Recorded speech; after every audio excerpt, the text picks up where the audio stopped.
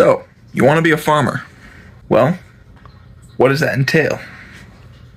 One, you have to supply yourself with either animals or food of some sort.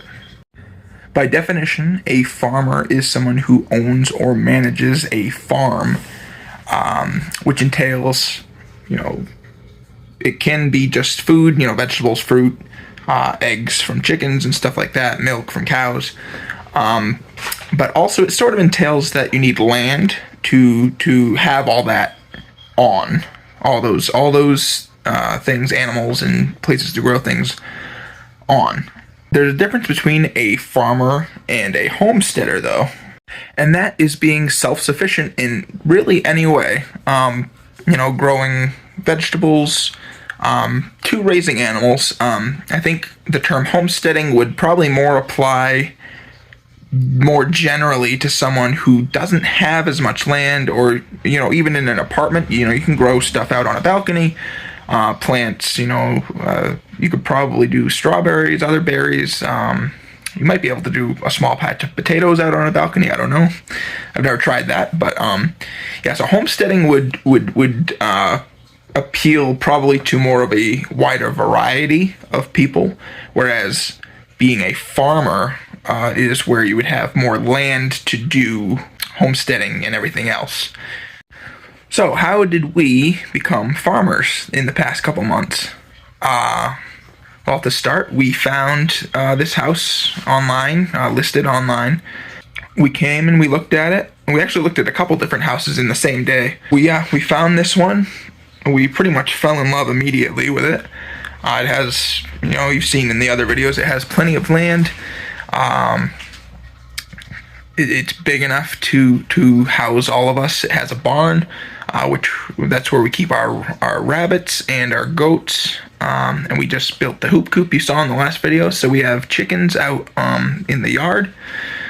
So that would be more of a farm, I would think, by definition, instead of a homestead. So we kind of got into farming right away.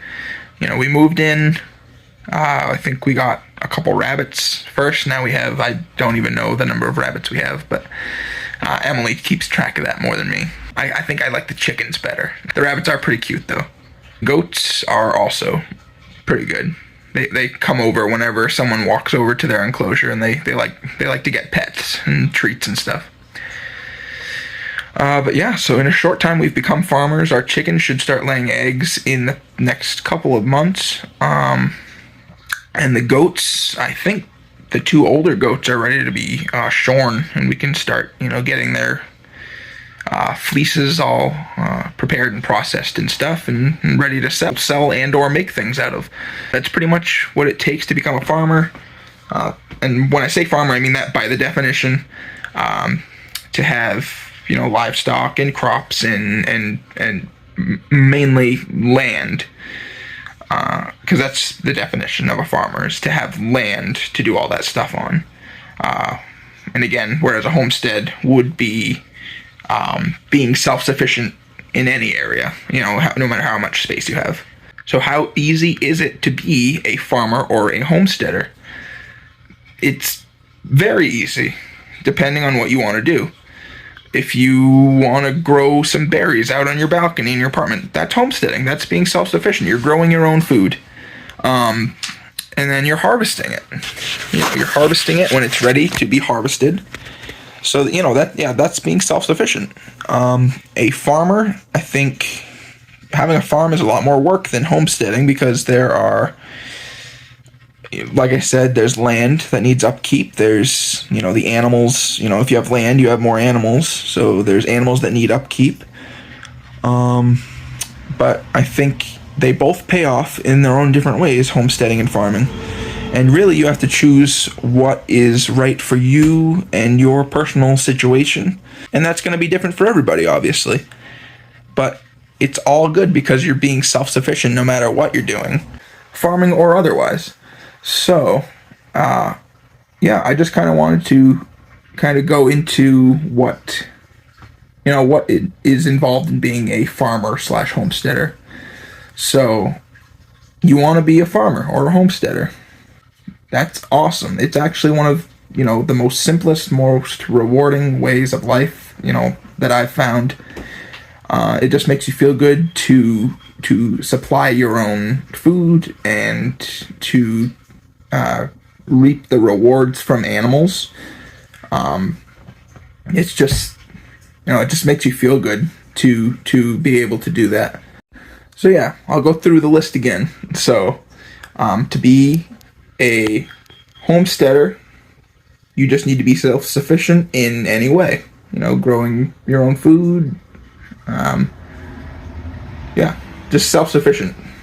Really, in any way is homesteading. To be a farmer, you pretty much require land to be able to do most of the things that a farmer needs to do. So, land. Usually, as opposed to homesteading, you have more animals. So, land, animals, but crops.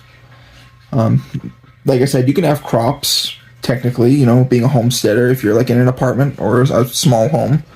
But, the more land you have, obviously, the more crops you can grow. And now, we haven't done any gardening here yet, but I really want to get into it very soon. Because we have some nicer weather coming. And, I want to start growing strawberries, and I want to try to grow sweet corn, and I even want to try to get watermelons going, which probably should be soon, because I think those are summer harvests. You got to get them planted pretty soon. Yeah, and potatoes I think would be cool too. So this is kind of a rambly video. These are just kind of thoughts that I had throughout the day that I wanted to make a video about. But yeah, it's just words to go on, things to think about if you're thinking about becoming a farmer or a homesteader. Yeah, just weigh the pros and cons and start a YouTube channel, because it helps with the creative flow, I think, of a farm, and you get input from people, and it's great. So we thank you so much for watching. Yes, you bub. Have a good day.